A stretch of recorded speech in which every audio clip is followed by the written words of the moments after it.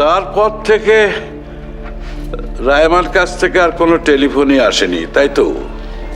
না বাবা। সেদিন কিন্তু কনিষ্ক কোনো কথাবার্তাই বলেনি। আরে ওর এই চুপ করে থাকাটা আমার কাছে খুব অস্বাভাবিক লেগেছে। না, তোমার কাছে অস্বাভাবিক থাকলেও আমার তো স্বাভাবিকই মনে হচ্ছে। আসলে কি জানো, ও যা করে ফেলেছে সেই লজ্জায় হয়তো চুপ করে গেছে। না মা, সেটা তো ভালো নয়। দেখো, আমি বাবার কথাটা বুঝতে পারছি। কনিষ্ককে তো আবার স্বাভাবিক হতে হবে। তা তো বটেই। তো বরাবর একটু চাপা স্বভাবের, এখন এই ঘটনার পরে হয়তো আরো বেশি করে মুষড়ে পড়েছে। না না না, হয়তো না, নিশ্চয়ই এরকম একটা কিছু ঘটনা ঘটেছে। আর এই মুষড়ে পড়াটা আমার কাছে খুব ভালো লক্ষণ বলে মনে হচ্ছে না। আচ্ছা, সত্যি যদি ছেলেটা ডিপ্রেশনে চলে যায়, তাহলে বিপদটা আমাদের মেয়েটার। না না, তুমি বেশি বেশি দুশ্চিন্তা করছো। না মা, বাবা ঠিকই বলছে।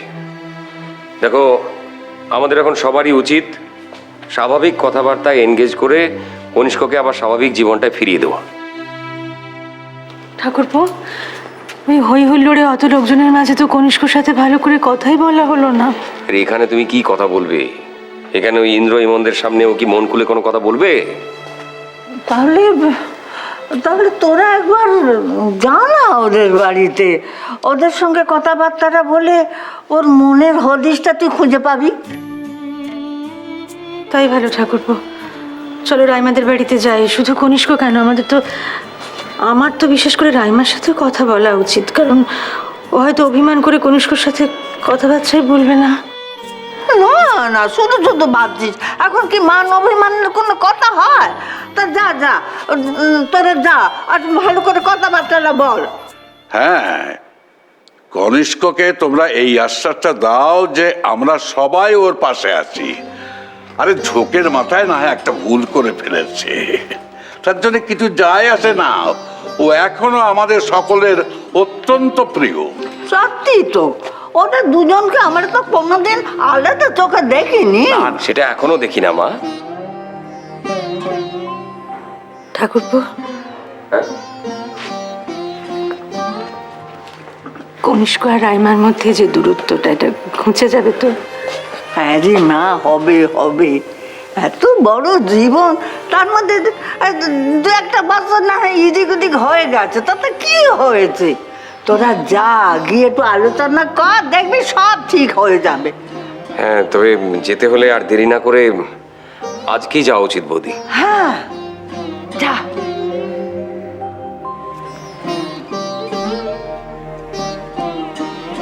বড় বৌমা,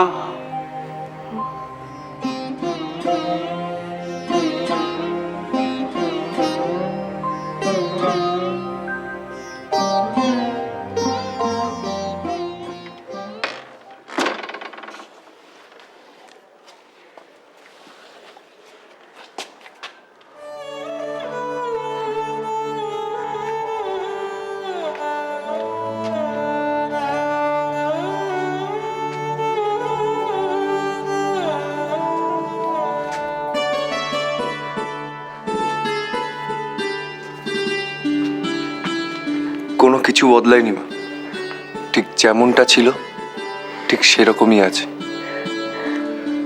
আমি কিচ্ছু চেঞ্জ হতে দিইনি।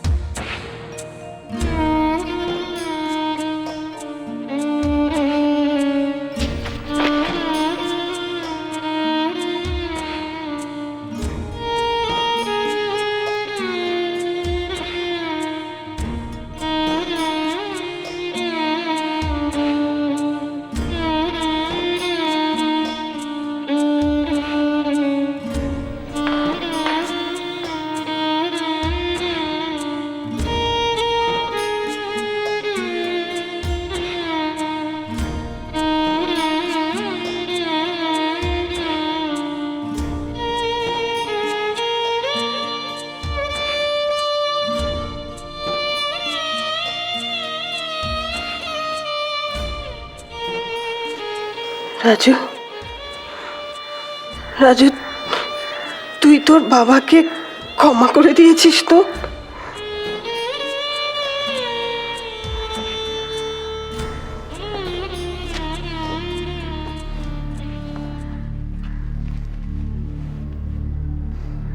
হ্যাঁ মা, আমার আর কারোর প্রতি কোনো রাগ নেই।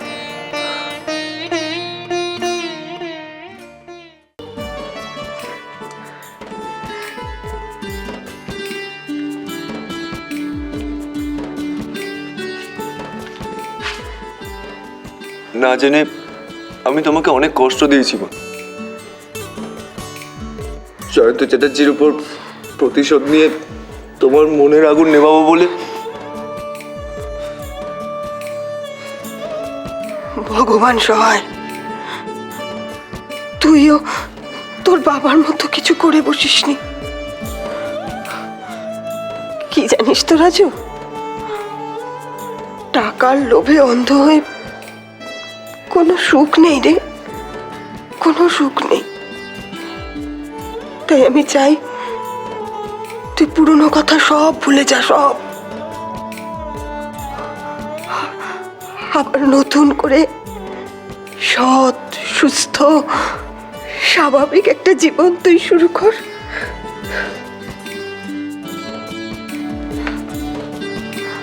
হ্যাঁ মা, আমি আবার সব নতুন করে শুরু করব, কিন্তু তার আগে চলো না কোথা থেকে বেরিয়ে আসি। রাজু, তুই আমাকে বেড়াতে নিয়ে যাবি? হ্যাঁ মা, তুমি যেখানে বলবে আমরা সেইখানেই বেড়াতে যাব।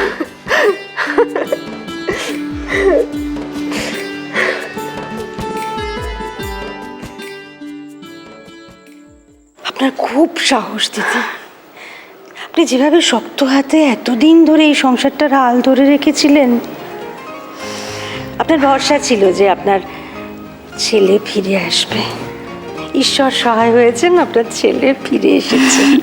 সাহস আমার কি বলছেন? সাহস তো রাইমার, যেভাবেও লড়াইটা করলো সেটা দেখার মতো। আসলে সত্যি কথা বলবো, 5 জনে কি বলবে এই ভেবে আমি কিন্তু ওর স্কুলের চাকরিটা ছাড়বার কথাই বলেছিলাম। ভাগ্যিস ও তখন আমাদের কথা শোনেনি,